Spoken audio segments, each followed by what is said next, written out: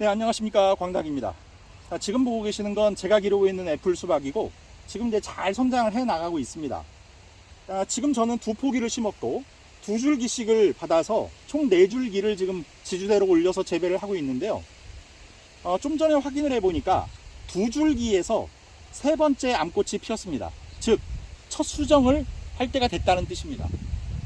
그래서 오늘 내용도 저렇게 이제 첫 수정을 할 단계에 여러분들이 애플 수박에 해주셔야 될 재배 관리 몇 가지가 있습니다. 그래서 첫 수정에 관한 얘기 몇 가지 해드리고요. 또 지금 현재 시기에 재배 관리법 몇 가지 중요한 내용들 짚어봐 드리도록 하겠습니다. 자, 그럼 바로 시작하겠습니다.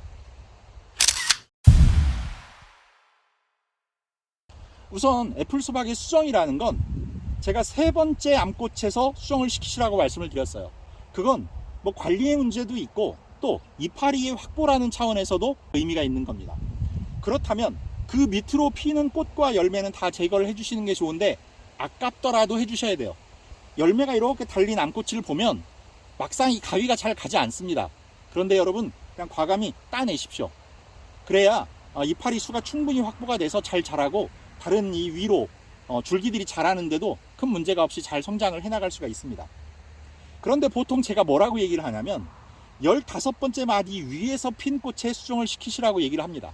그런데 여러 가지 잎이 떨어졌다든지 하는 문제로 계산이 잘못될 수도 있고 또 어떤 날씨의 문제로 인해서 그 마디수에 좀 변동이 올 수도 있어요. 그래서 제가 여러모로 안전하게 15번째 위이다라고 말씀을 드리는 겁니다. 그 뜻은 15번째 밑으로는 첫 번째 열매, 두 번째 열매가 생기기 때문에 그건 수정시키지 마시라는 뜻과 동일한 겁니다. 자, 그래서 지금 화면으로 보고 계시죠? 지금 보시는 게 세 번째 암꽃인 겁니다. 그리고 지금 보시는 게 두 번째 암꽃이에요. 좀 크죠? 근데 아깝지만 잘라야 합니다.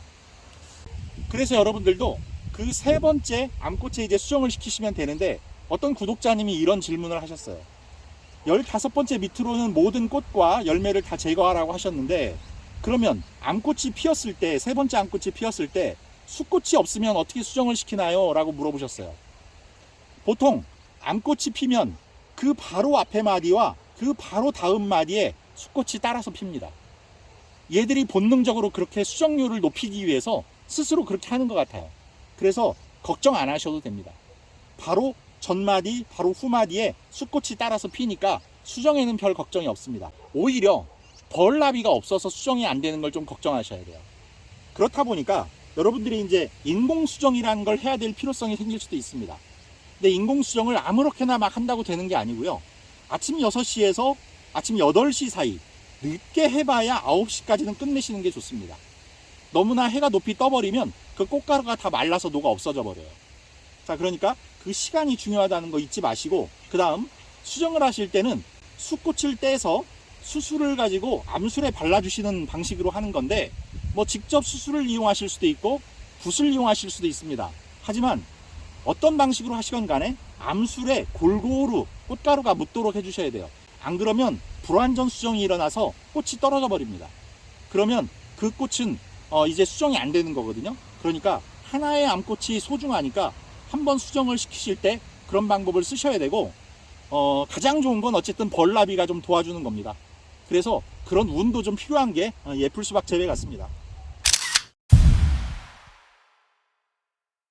그러면 초기에 이렇게 열매가 달릴 무렵 이건 언제라고 보시면 되냐면 여러분들이 쭉 기를 때 잎이 14장, 15장 정도가 이제 가게 되면 수정 준비를 하셔야 돼요. 그 수정 준비라는 게 뭐냐? 지금부터 말씀드릴 4가지예요. 자, 첫 번째, 추비를 해줘야 됩니다.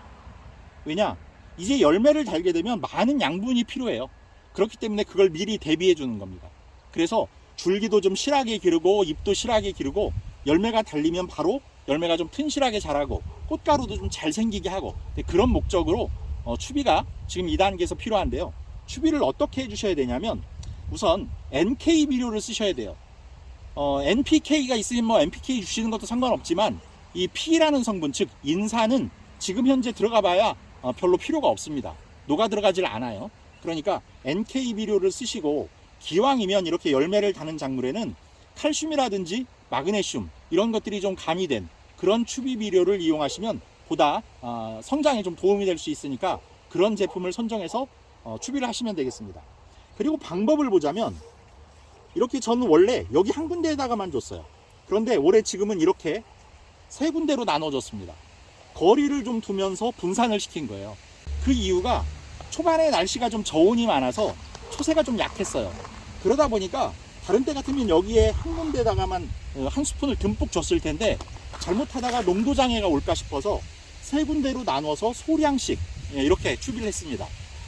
그러니까 여러분들도 추비를 좀 신중하게 소량씩 이렇게 거리를 두어서 접근을 하시기 바랍니다. 이제 물주기의 방법을 한번 보도록 할게요. 물주기는 모든 열매를 다는 작물이 마찬가지인데요. 초반에는 한 번에 많이 주시되 자주 주시는 게 아니에요. 그래야 뿌리가 그 물을 찾아서 땅속으로 잘 뻗어갑니다. 뿌리 발달을 위해서 그렇게 하시는 거예요. 한 번에 주실 때 충분히 주시고 자주 주지 않으셔야 됩니다. 그러다가 이제 열매를 달게 되면요, 물을 소량으로 나눠서 자주 주십시오. 소량으로 나눠서 자주 주게 되면 좋은 점이 두 가지가 있는데, 하나는 열매가 열과가 되는 일이 없어요. 열매가 열과가 된다는 건 갑자기 많은 양의 수분이 몰려 들어가면 열매가 터져버리는 현상이에요. 그게 열과인데 그런 현상을 막을 수가 있어요. 그래서 토마토나 이런 수박같이 열매가 터지는 현상을 보이는 그런 작물들은 이 열매가 달리고 나면 물을 소량으로 나눠서 자주 주시는 게 중요한 방법입니다. 자, 그 다음에 첫 열매가 열리고 물을 조금씩 자주 주다가 약 수확을 앞두고 10일 전부터는 물을 끊어주는 게 열매의 당도를 위해서 좋습니다. 근데 그런 논리로 보면 그 다음에 열린 열매가 지금 자라고 있을 텐데 그 열매는 물 부족에 빠지기가 쉬워요. 그 열흘 동안. 그래서 그 중간 지점을 택하시라는 거예요. 물을 소량으로 자주 주시게 되면 뭐 이 앞에 열매가 당도가 조금 떨어지는 한이 있더라도 그 뒤에 열매가 자라는데 문제가 생기지 않죠. 이 애플 수박 같은 경우에는 수분이 부족해지게 되면요, 꽃가루도 잘 생기지 않고 수정도 잘 안 됩니다. 그래서 물이 떨어지지 않도록 소량씩 자주 주시는 게 중요하다는 겁니다. 자, 다음 세 번째, 아무래도 병해충 관리는 하셔야 돼요. 이 수박 같은 이런 작물들, 이런 거에는 두 가지 해충이 좀 골치가 아파요. 첫 번째는 진딧물입니다. 이게 단순히 여기 있는 뭐 즙을 빨아먹고 흡착을 해서가 아니고 진딧물은 바이러스를 옮깁니다. 그럼 바이러스가 한번 감염이 되면요, 이 수박 오랫동안 수확 못 하십니다. 일찍 접으셔야 돼요. 그래서 진딧물에 대한 방제는 초기부터 쭉 해주셔야 돼요. 예방적 차원으로. 그 다음에 동시에 총채벌레라는 게 생겨요. 총채벌레는 어떻게 확인하시면 되냐면 꽃 주변을 가만히 살펴보시면 꽃 속에서 아주 작은 벌레들이 왔다 갔다 합니다. 그게 총채벌레예요. 그걸 미리 방제를 해주셔야지 그로 인해서 이 애플 수박이 제대로 수확이 안 되고 병이 생기고 중간에 수확을 접고 하는 겁니다.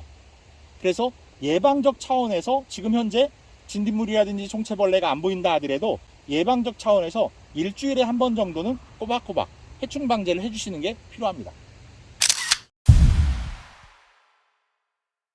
자, 그 다음 이제 열매가 달리건 안 달리건 곁가지는 계속 제거하시라고 했어요. 이게 지금 제가 좀 전에 나와서 제거한 곁가지인데 여러분들한테 설명드리기 위해서 몇 개 남겨놨더니 그새 이렇게 자라버렸습니다. 그러니까 이렇게 계속 자라면 열매가 양분을 빼앗기게 돼요. 그러니까 손자줄기는 눈에 보이는 대로 제거를 해 나가셔야 돼요. 그리고 15번째 마디 밑으로 피는 모든 꽃과 열매 다 제거하시라고 했고, 그 다음에 덩쿨손도 다 제거하시라고 했습니다. 이렇게 지주대를 쓰시는 분들 같으면 덩쿨손을 제거하는 대신에 오이 집게나 뭐 호박 집게 같은 거 있죠, 그런 걸 이용해서 고정 작업을 해주시면 되겠습니다. 초기에 이런 관리가 중요하다고 했어요. 그래야 작물의 수명이 길어지고 꽃도 잘 피고 열매도 잘 달리고 하는 겁니다. 자, 부디 그렇게 잘 관리하셔서 풍성한 수확 하시길 원하도록 하겠습니다. 구독, 좋아요, 알림 설정 부탁드리면서 인사드리도록 하겠습니다. 감사합니다.